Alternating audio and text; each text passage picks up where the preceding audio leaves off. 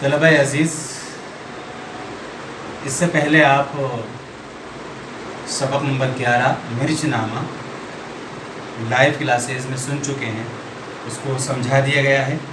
اب آج اسی سبق سے متعلق 3 گرامر کے قواعد ہیں، وہ میں آپ کو سمجھاؤں گا، ایکسپلین کروں گا۔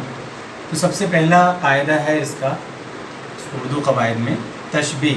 سبق نمبر 11 میں تشبیہ جو تعریف ہے اس کی، کہتے ہیں کہ کسی چیز کو یکسانیت یا مشابہت کی وجہ سے دوسری چیز سے مثال دینا تشبیہ کہلاتا ہے۔ آپ نے دیکھا ہوگا اکثر کہ جب ہم بات کرتے ہیں آپس میں، اگر کوئی انسان بہت طاقتور ہے تو مثال دی جاتی ہے اس سے، اس کی شیر سے۔ کوئی انسان اگر بہت پھرتیلا ہے تو اس کی مثال دی جاتی ہے چیتے سے۔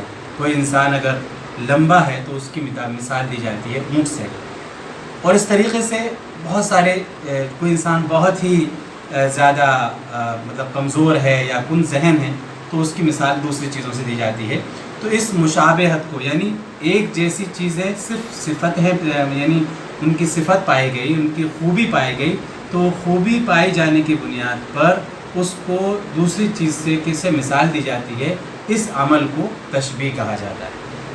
دوسری تعریف آپ نے اسی چیپٹر میں پڑھی ہوگی، صفت۔ کسی اسم کی خوبی یا خرابی بتانے والے الفاظ کو صفت کہتے ہیں۔ مثال کے طور پر ہم یہ کہیں کہ حامد ہنس رہا ہے، تو اب اس میں حامد جو ہے وہ اسم ہے اور ہنسنا یہ اس کی خوبی ہے نا۔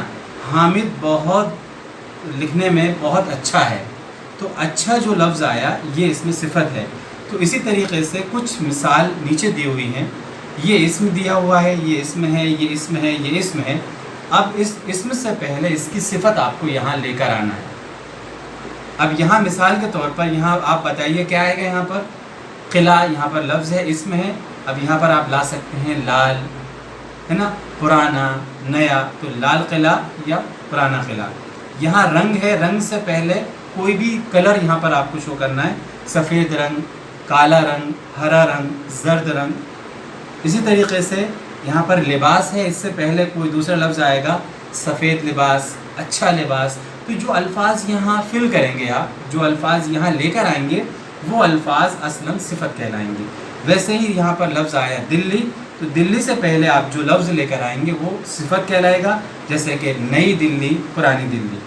اب اس کے بعد درج ذیل تحریروں کو کوئی ایک نام دیجئے۔ اب آپ دیکھیے کہ یہ ایک ایک الفاظ یہاں پر دیے ہوئے ہیں، نصیحت، سوال، عہد، دعوت، سفر۔ آپ نے بہت سے آرٹیکل سنے ہوں گے، پڑھے ہوں گے۔ کوئی نہ کوئی آرٹیکل کا، کوئی نہ کوئی مضمون کا کوئی نام ہوتا ہے۔ آپ نے بہت ساری تحریریں لکھی ہوتی ہیں، بہت ساری بات چیت ہوتی ہے، آپس میں نصیحتیں ہوتی ہیں، لیکن ان نصیحتوں کو جب آپ آن پیپر لے آتے ہیں، تحریری شکل لے آتے ہیں، تو پھر اس نصیحت کا نام کیا ہوگا؟ ویسے ہی کئی سارے سوالات آپ ایک دوسرے سے کرتے ہیں، اگر وہ سوالات کو ایک نام دیا جائے اس تحریر میں شکل میں جو آ جاتے ہیں، تو اس کو ہم کیا کہیں گے؟